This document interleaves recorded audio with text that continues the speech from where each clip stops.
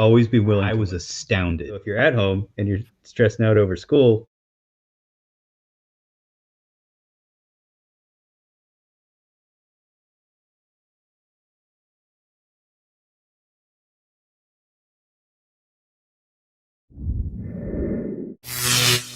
TMF students, welcome back to another episode of our virtual career fair interviews. If you are new, my colleagues and I are interviewing professionals who uphold the careers you guys aspire to have post-graduation. Today, we are interviewing a welder by the name of Ian Muack. Welcome, Ian. Hi, thanks for having me. No problem. Before we get started with me asking my questions, would you like to just tell us a little bit about yourself? Sure. I'm a welder, and I have been a welder since May 23rd of 2019. And I went to Lincoln Tech. I was one of the first 3 classes that they had there over at Lincoln Tech. It was a new program because normally Lincoln Tech goes with gas and diesel work, mechanical work, and things like that. So the welding program was a very new thing for them at the time. So yay, guinea pig. That was a lot of fun. Before that, I had worked at in a restaurant for 14 years. I got hired there when I was 18, and I got out of there when I was 32. That's a long time to work in a restaurant, and it wasn't a dead end job, but I really hated it. So what really spurred me to get out of there was I met a girl, and she was actually the health inspector there, and we just kind of hit it off after meeting up for lunch one day. And she was like, she pointed out, she's like, you seem really unhappy. And I was like, I hate working in this restaurant business. She said, what do you want to do? I said, well, I want to work with metal, but blacksmithing isn't really a lucrative career right now. She said, what about welding? And a big honking light bulb just went off on top of my head. And I researched what kind of schools were out there and what kind of scholarships were available. And I found Lincoln Tech, and I found the MicroWorks students work ethics scholarship, and pursued both of those. Got some money, went to school, graduated, got a job, and here we are today. Wow, looks like it worked in your favor. Yeah, definitely. So what exactly is welding? Like, what do you exactly do? Well, welding and fitting is when you have welding in general essentially is applying a lot of heat. In this case, in arc welding, you're applying an electrical arc, usually a lot of volts, to 2 pieces of metal, and applying a filler metal to bind the 2 pieces of metal together.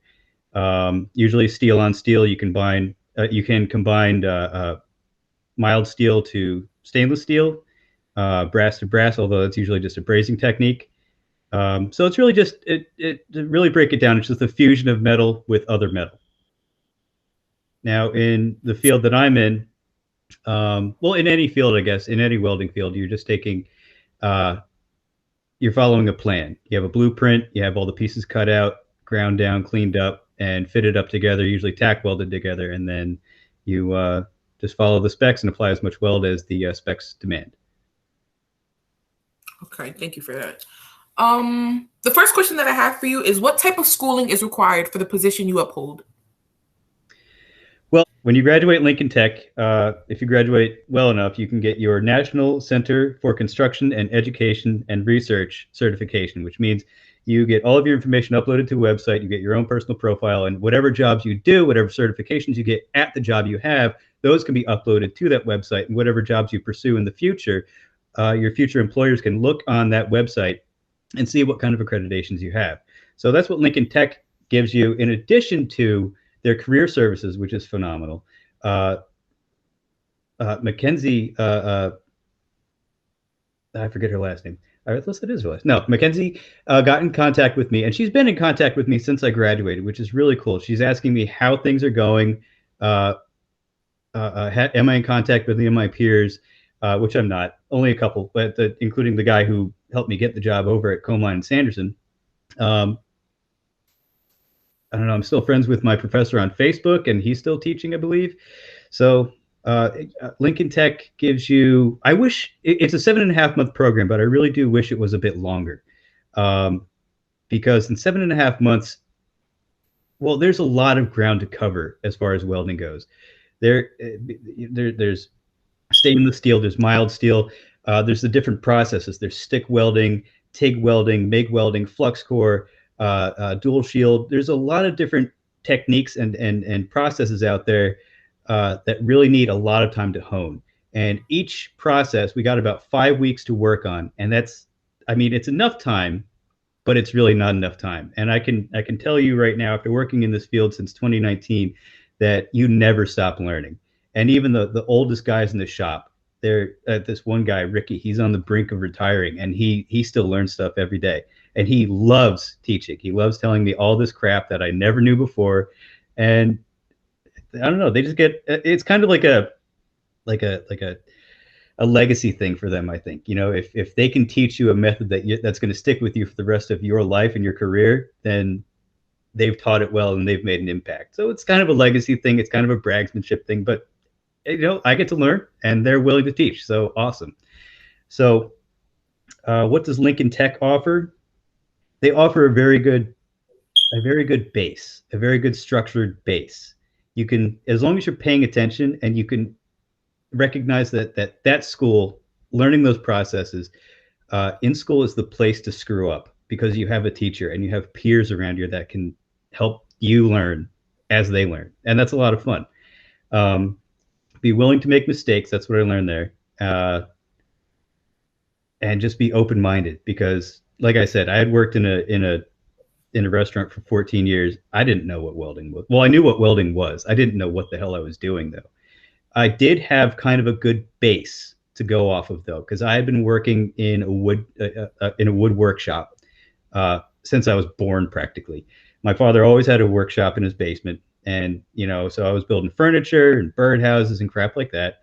And I moved on to very complicated projects and large projects eventually, and learning how to break down a ruler and learning how to cut things precisely, match things up, measure things up, and fit things up is a very good key set of skills to have. So in addition to what Lincoln Tech taught me, I kind of had a leg up with everything that I knew before, everything that I've been learning and teaching myself, or that I learned from my father beforehand.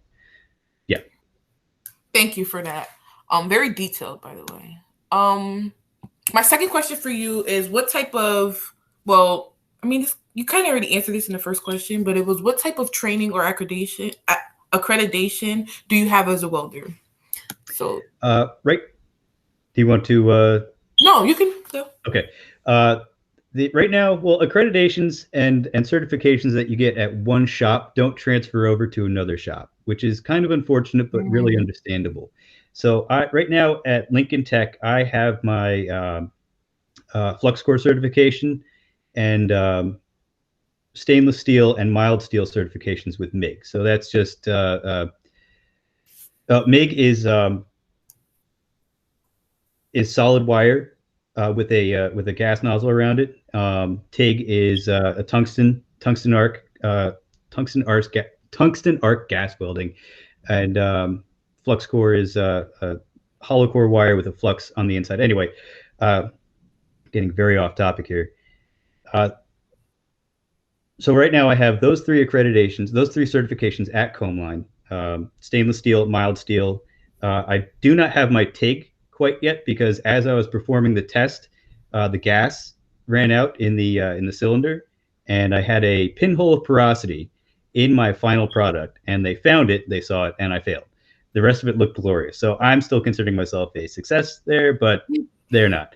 But that hasn't stopped me from taking around there on my own free will. So, and the other day I just got my flux core certification. But anyway, those certifications that you get in one shop do not transfer from one shop, one store, one company to another. So if I were to quit Combline and Sanderson right now and try to get a job at Lodi Welding over in Hackettstown, or custom welding over in Frenchtown, those places do exist, and I applied there and I got the job, but I didn't go because it's too far away. Those certifications would not transfer, which is unfortunate but understandable, because their standards of a final product are different from what Combline is looking for. So if you pass the Combline test and then you pass the Lodi test, that's cool. But those two are their own entities. Does that answer the question? Yes, that answers it. So basically, you can't like you can count it, but you can't really count it because every step of the way you're getting new ones and starting over. You can Basically, you can put it on your resume that you were this, that, and the other thing certified at one place, and the next shop that you go to will say, okay, prove it. And then once you prove it, then they give you your certification there. Okay. So before I ask my next questions, Jennifer, is there anything that you would like to say? Hello, I have a few questions for you. Cool. My first question is, what attributes are required for someone to be a great welder? A very good attention to detail and a steady hand. Those are very good things. If you're plasma arc cutting, that's when you have a superheated jet of gas going through a nozzle. Well, let's see. There's an arc going from a copper tip to the work surface, and then a jet of compressed air is pushing that arc through the metal. So if you're cutting with plasma arc, that's you're going to need to be pretty precise with that if you're not using a CNC plasma arc cutter. So that's where a steady hand would come in. Also, when you're welding, just putting down a weld, laying the puddle out, or just running the bead, steady hands make really clean work. So there's less cleanup to do, less grinding afterwards.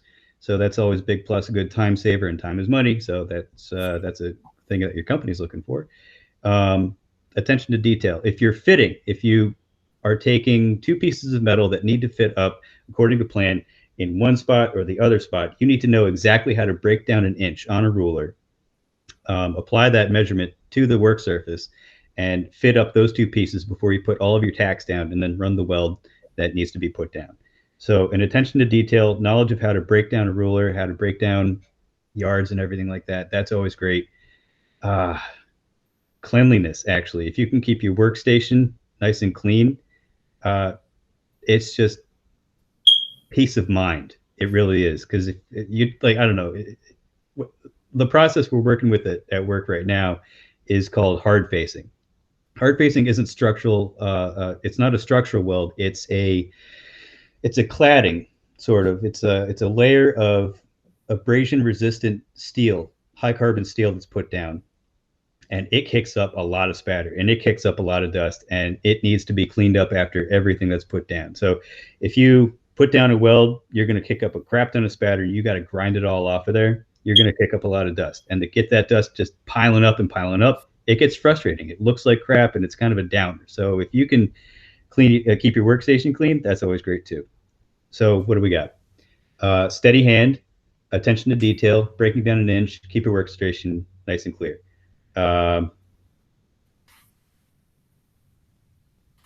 Drink your coffee. Coffee's good. Oh man, like when I worked at Applebee's, when I worked at the restaurant, that was always night shifts. So I would get there at like 3 or 4 o'clock, 5 o'clock in the afternoon, and I'd work till 2 o'clock in the morning. So by the time I got there, I was wide awake. This has been such a life change. Now I'm waking up at 4:30 in the morning, getting there by 6. So, if you didn't like coffee before, you're gonna love it. This is good. It's really good. My wife makes it, because like she doesn't always wake up with me because it's 4:30 in the morning, but so what we end up doing is I'll make cold coffee, cold brew, and she makes it like super strong, and it's nice. And I never used to drink coffee, and now I love coffee. So yeah, there you go. Little off topic there, but it's true. My next question that I have. Oh, Chelsea, I just wanted to interrupt for a second. And so I'm listening to your explaining these concepts of how you put things together. And the truth is that I don't think our audience have a good sense of what these types of welding look like. Before I ask the next question, like, what are you making? Like, what do you, like, not what do you do as a welder, but like, what are you welding? What is Comeline and Sanderson putting together? Is that what you're asking? Yeah, like what are the blueprints for? What are you putting these pieces together for? Beaumont and Sanderson makes a lot of these.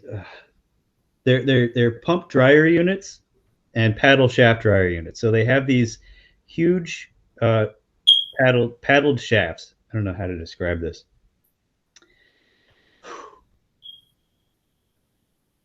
Right now, we're working on what's called a 13W shaft, and that's like the one of the larger sizes we have. What this is there's a shaft that's about 20 inches in diameter, and the walls of this shaft are about 2 inches thick, mild grade steel.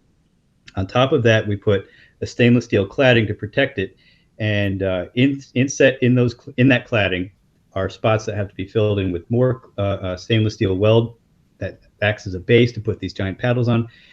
So we're welding these huge paddles that weigh about 80 pounds each, that are covered in hard facing, to this giant shaft, and these are going to go into giant troughs that are about let's see, the 13W is about 8.5 feet across. So there's two shafts going in there.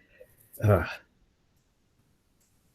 don't know if I can. Let me see if I can find it on my phone here. So this was, I was wondering, Ian, as a part of a follow-up after our talk today, if you would mind sharing with either myself or Chelsea just maybe a link to the company where you work, maybe a video or link that we can potentially look at to get a better sense of like what it is you're actually doing, and what, the things, for example, that you're making, you put them in particular things, like, so it goes in a truck, a building, a machine, so that we can get an understanding of, here it is, you do this thing, but it ends up being a part of some other kind of equipment.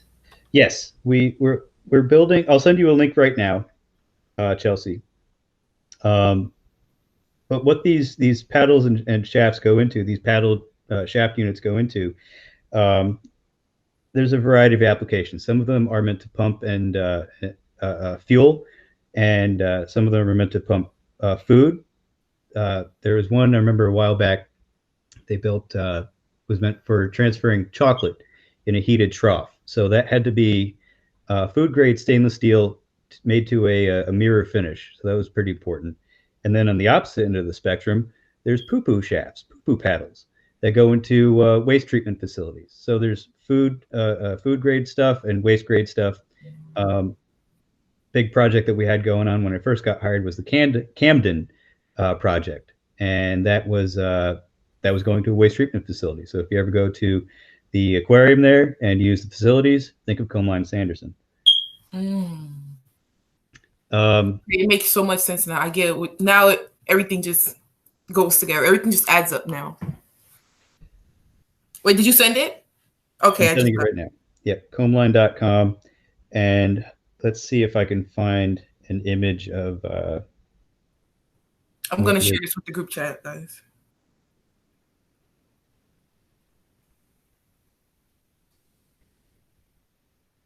Actually, how do I send it with the group chat? Share it with the group chat.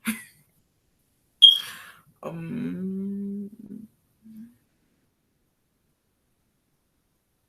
do I share it? I'll figure it out later. Copy the So link. these shafts have these tapered paddles on them that grind together, and they move product from one end of the trough to the other. During that process, there's either a heating or a cooling treatment going on. In both cases that I've been aware of, the chocolate one and the poo-poo one, it was a heating process. Would this be something maybe in an ice machine, Ian? Potentially with ice making thing, that, or like something that stirs up shreds or something? Cement? Not really. I think that these things are meant for more of a churning and almost like a maceration at high temperature. Okay. So it's churning it and it's breaking it all up. Yeah, I guess if you look on the website, you'd have a better understanding of what they all do. In addition to what we do, there's also what me and my team is working on. The paddles and shafts and everything. There's the atomizer projects, which is kind of the big money maker for Combine. The atomizers are air cleaning uh, machines for power plants. Let's see, what else did we build? Pump dryer units. Um, so it's really just the processing of wet product, turning it into dry product so it can be properly disposed of or moved on to a different process in their production facility. Okay. So my next question to you is, what is the best part about being a welder? And is this a job that you will recommend someone to have? My favorite thing about being a welder is that you kind of get to work alone.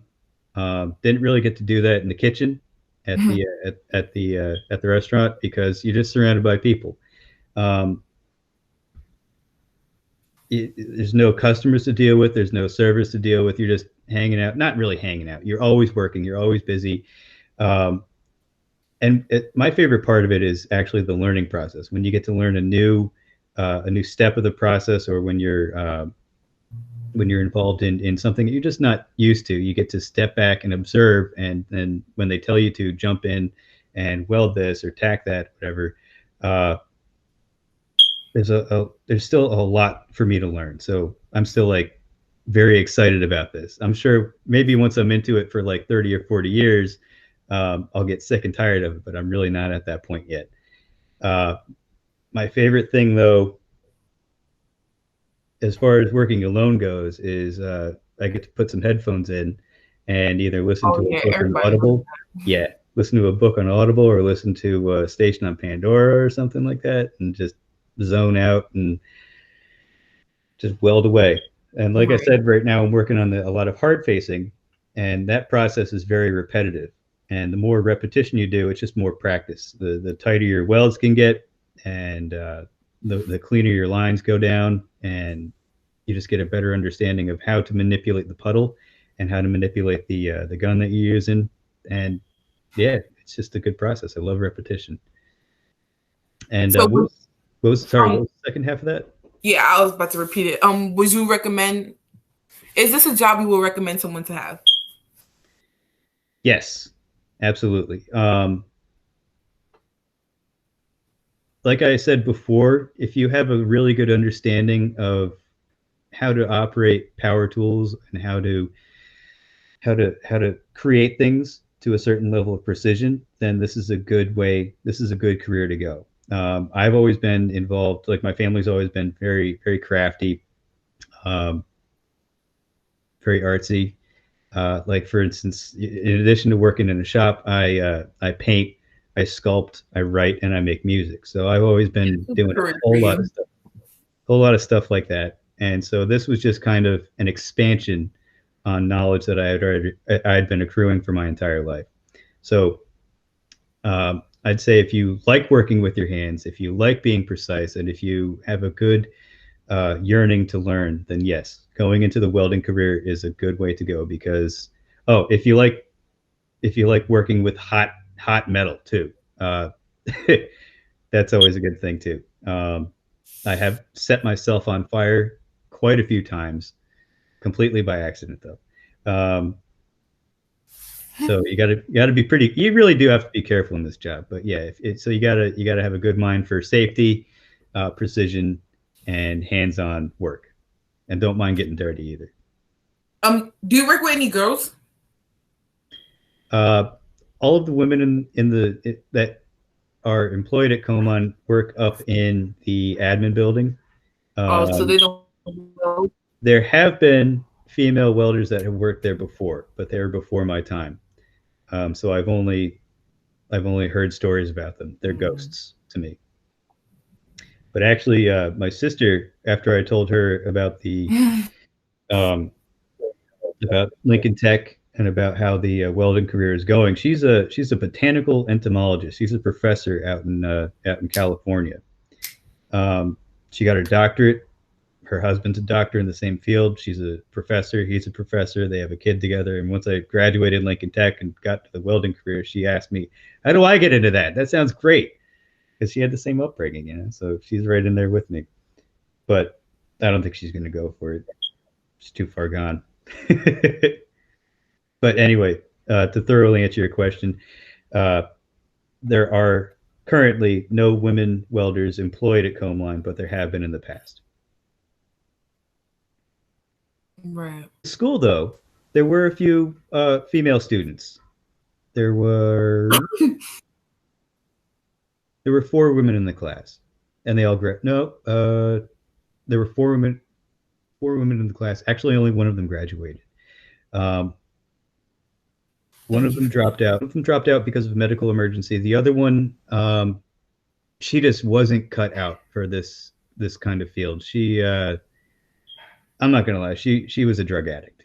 I'm not gonna beat around that bush. She was addicted to something, and she brought it to school with her. She mentioned that she was trying to get out of that, and she just couldn't. And then the third one, she dropped out, and she was an EMT along with the other girl who did graduate. They were both EMTs together, and she just kind of dropped out and dropped off the face of the planet to the point where the one girl, her EMT partner, couldn't even get contact with her. So we lost track of her until maybe 6 days before graduation. So obviously she had timed out and cumed out, but she was a mystery for a hot minute there. It was weird. The one girl that did graduate graduated with flying colors, a lot of talent, and she had a job before we even walked down the aisle, before we graduated. So that was pretty impressive. Oh, wow. My next question to you is, what was one of your most difficult welding experiences, and how were you able to overcome it?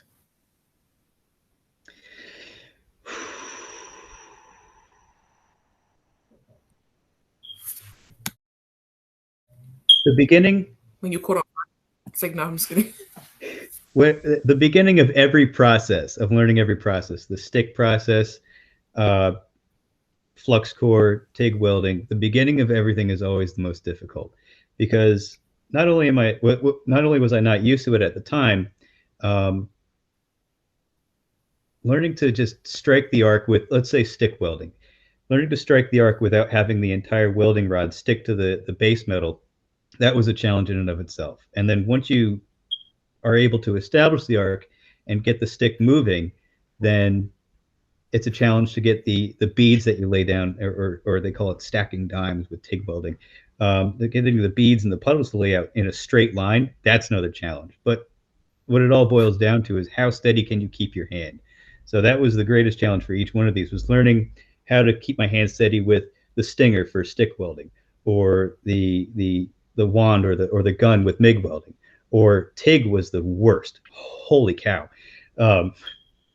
Because that was a challenge, because I'm somewhat ambidextrous, so I could take the tungsten arc in one hand and the filling rod in the other hand, and I was trying to figure out which way is the best way to do it, and it turns out it doesn't matter. Just as long as you can put down the stack of dimes in a clean and neat fashion, that's the best way to go.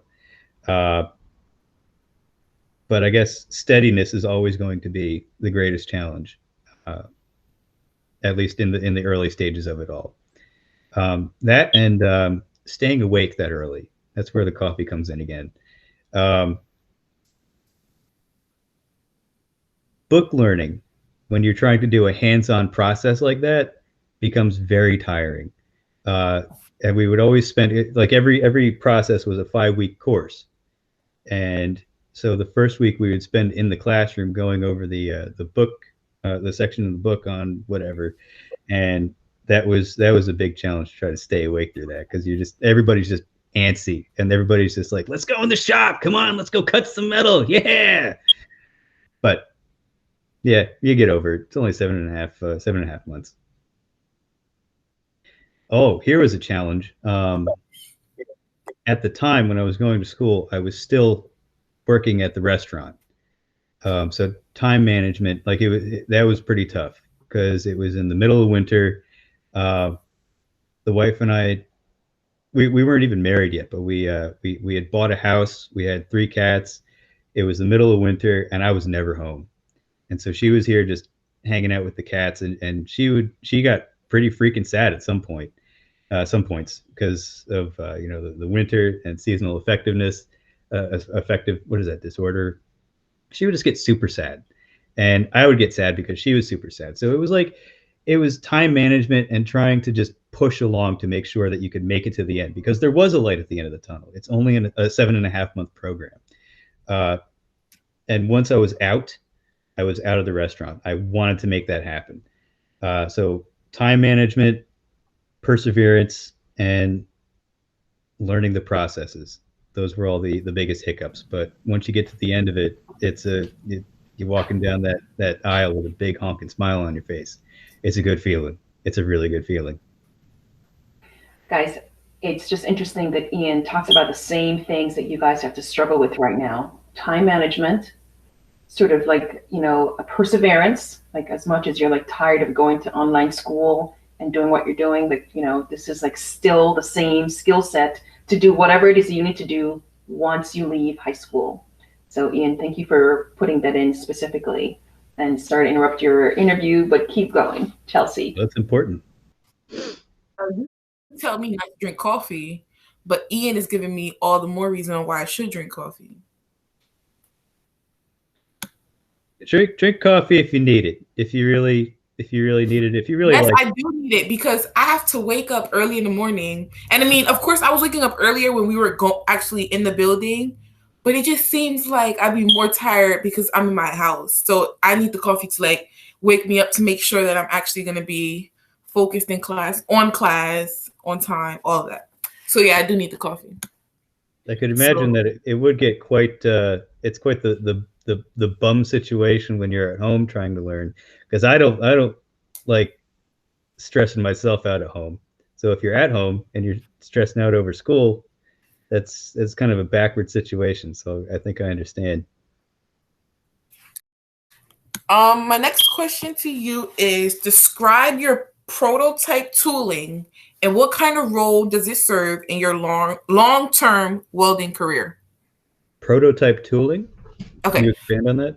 Yeah, I kind of knew this question seemed like, so I'm going to explain it. Like, okay, so for example, what do you prefer? Like, what method or like which way do you prefer to go about your job to get it done? And like, and then the next part of the question was, are you willing to adhere to a new process? And then so like, are you willing to change your way and learn a new way if it ever came down to that, like if it was ever needed? If the work spec procedure, if the blueprints or the welding procedure demands that I learn a new process or adjust the angle that I'm working at, if it demands that I do that, I will have to adapt myself mentally to make that work. I'll give you a great example, and it's again with hard facing. Hard facing, when you're putting that weld puddle down, it operates much like hot cake icing. It's very unusual. It doesn't stick right away. It's very fluid. It's very malleable, and it stays that way for a few milliseconds, which is enough to drop a hot piece of metal onto your shoe, which I've done before. It hurts. Hard facing works best in a flat position. So right now, the paddles that I'm hard facing, the taper goes on an angle like that. So what I'll do is take a wedge and prop up the one side so that the nose of it that I'm working on is in a nice flat position and the weld isn't trying to droop down as I'm putting it down. When those paddles are in position on the shaft, they have another piece of metal welded onto the nose of them. The back end of them. And along the edge on this 3/8 inch thick piece of metal, I have to run a thin strip of hard facing in what's called the horizontal position, which is from side to side. There's no other way to do this because those pieces of metal have to be welded onto each paddle while they're in place on the shaft. So if we could do it in flat, we would, but we can't. So when it was assigned to me to do this, holy crap, did I burn my pants a lot. Because you're putting the weld down just like that, and it makes that sound. It sounds like a fart, like that, and all the stuff's dripping down all over my pants, setting my shoes on fire. It wasn't a good time, but I after much experimentation with the voltage, I'm sorry, with the voltage, the wire speed, the position and what kind of personal protective equipment I should wear. I ended up using my old leather jacket, and I just laid it over my lap. Um, I adapted and figured out how to do it in a very timely fashion. So that's a recent example that I can think of. Yeah. So if there is a new process or position or procedure that I need to learn, I'm not going to fight it. If you do fight it, you're probably going to get fired. I think she's asking, Ian, which do you prefer? Which part do you, which of the several methods that you've talked about do you enjoy? Oh, which Okay, I'm which gonna leave process? again. Like MIG welding or stick welding or TIG? You think Correct. that's um, I enjoy I enjoy TIG welding the most because it demands the most precision, and it's always a challenge. But because of the precision and just the kind of tight detail that you can put down with one string of one stack of dimes, as they call it, just the level of tight weld that you can get with that, you can make some really neat looking stuff. Um, like I have a workshop out back, and I can't wait to turn that into a weld shop too. And I'm probably going to end up turning it into a TIG welding setup because of, well, it's also safer. It doesn't produce nearly as many sparks. Um, but aside from TIG welding as a hobby, I would have to say MIG welding, that's solid core MIG welding would have to be my second favorite because it's just so damn efficient. You can have a 33-pound spool of wire, and you can build a lot of stuff with that.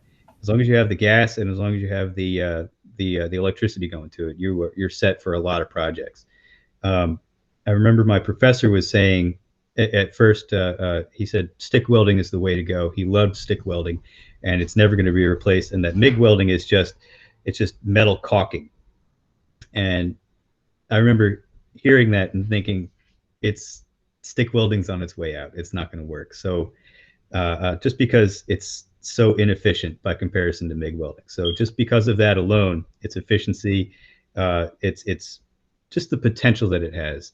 I like MIG welding, and then TIG welding is just fun as a hobby. So I hope that answered the question. Yeah. So before I move on to my last question, Jennifer, is there anything that you have to say? My next question for you is, have you ever been in a situation where you saw a coworker breaking safety protocol, and how did you handle the situation?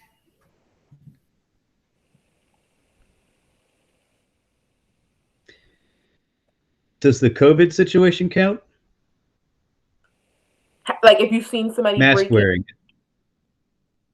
oh, not wearing their mask. Just yeah, that was very early on in the lockdown and the mask wearing situation. Nobody in the shop was wearing a mask.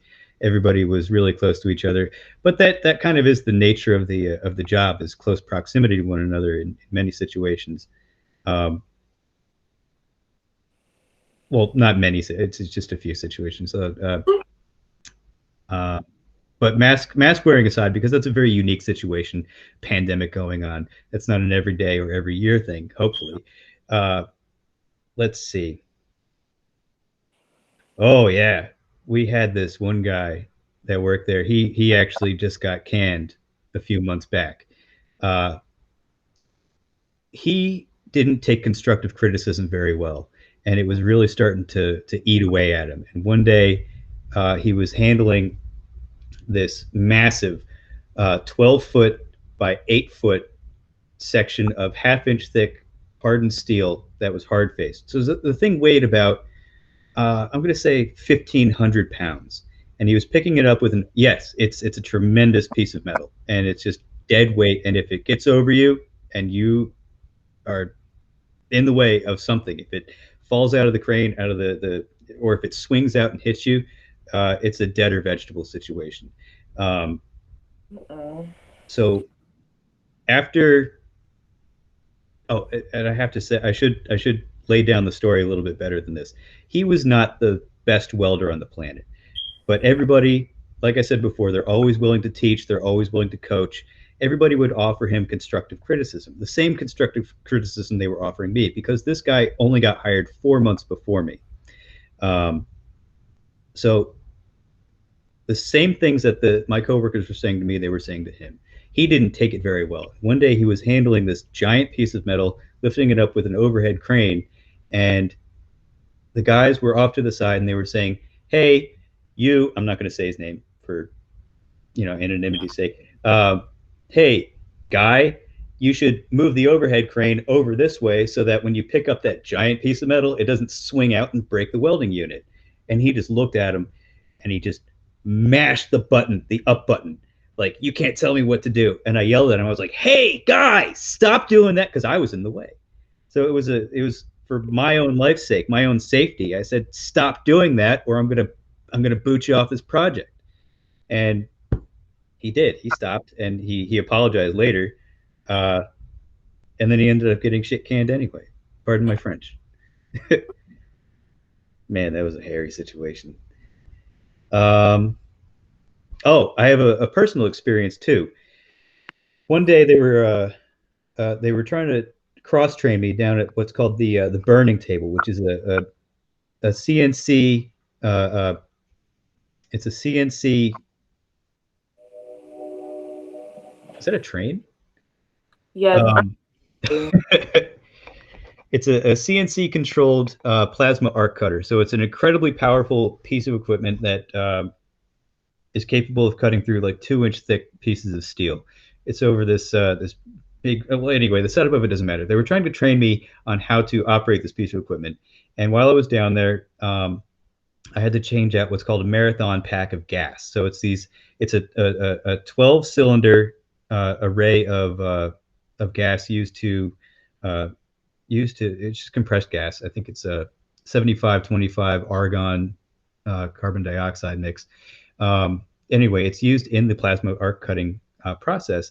And while I was maneuvering this marathon pack into place, the guy who was supposed to be spotting me was just putzing around on his phone. And I ended up knocking the housing off of an electrical compound, an electrical unit that was used to control a part of the CNC plasma cutter. And so I got yelled at because he was supposed to be spotting me. And I can't see around this huge marathon pack. The thing is like 6 feet tall, 5 feet wide, 3 feet deep. So I'm operating it, I'm moving it around with a forklift. So I cannot see where I'm going. He should have been spotting me. He wasn't. I got yelled at. I explained the situation, and then he got yelled at. So yes, I did oust him, but I don't care. I'm not taking the blame for that. That's his fault. And that's an interesting story because so often students don't recognize how addicted they are to their phones, and how at times you just have to forget it, that it even exists, and put it away, so that you're not distracted by it, because the moment it buzzes, that could be the very time when you're doing something, when this guy should have been spotting you or something. But yeah, like, safety is so important, and phones don't make that easy.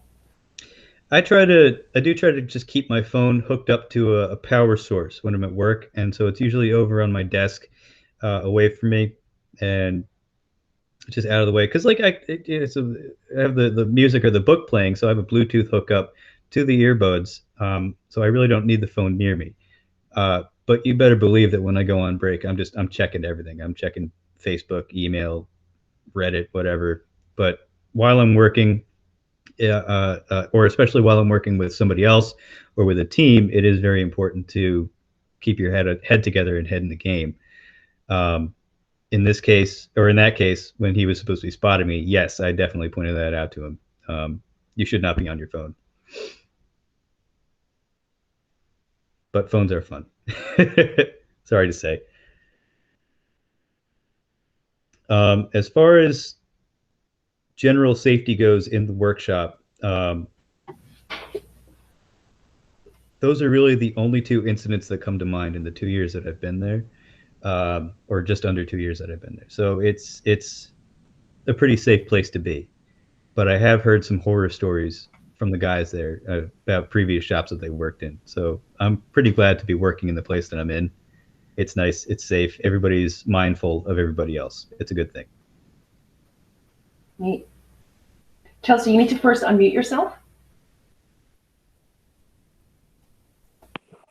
Okay, I said thank you for that, and you said it's a pretty safe place to work, and I said yes. I hope so. This particular shop, much of the heavy lifting is done either with forklifts or with overhead cranes.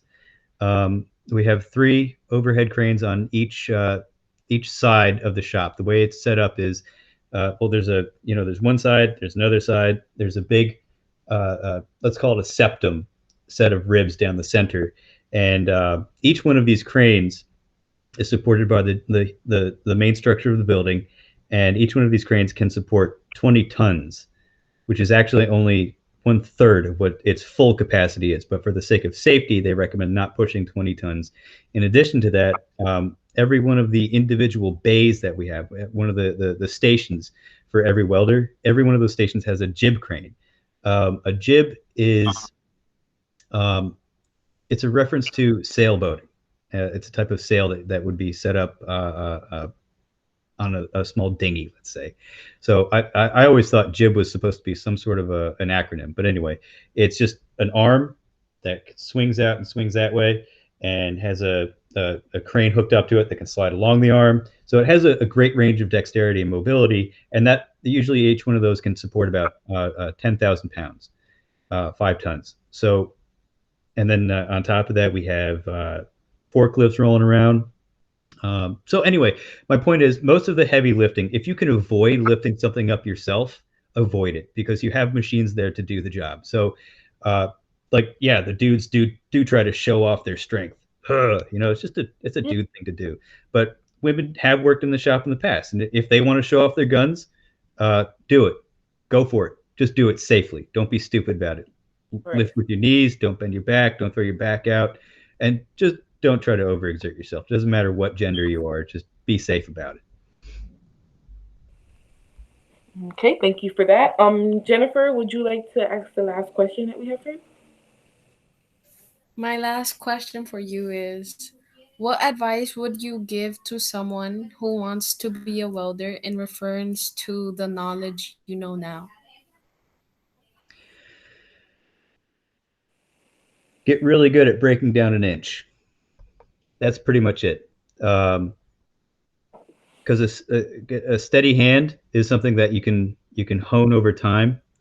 But breaking down an inch is one of the most basic things that you need to get a grasp on right away. And the reason I say that is because when I learned how many people in my class were incapable of measuring properly and laying out plans on a piece of metal, I was astounded. I thought this was like basic stuff. I thought this was really common knowledge.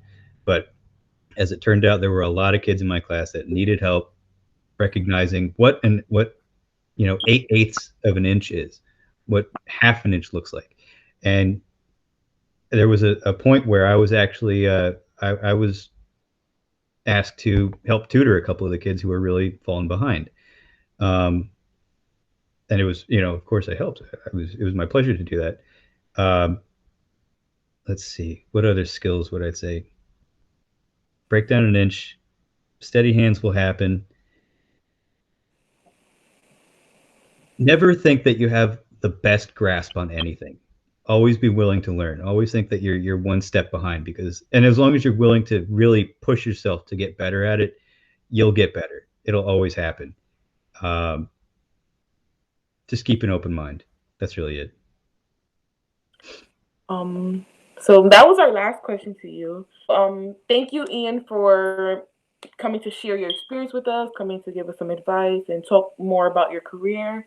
Um, Thank you, BTMS students, for watching, and see you on the next episode of Virtual Career Fair.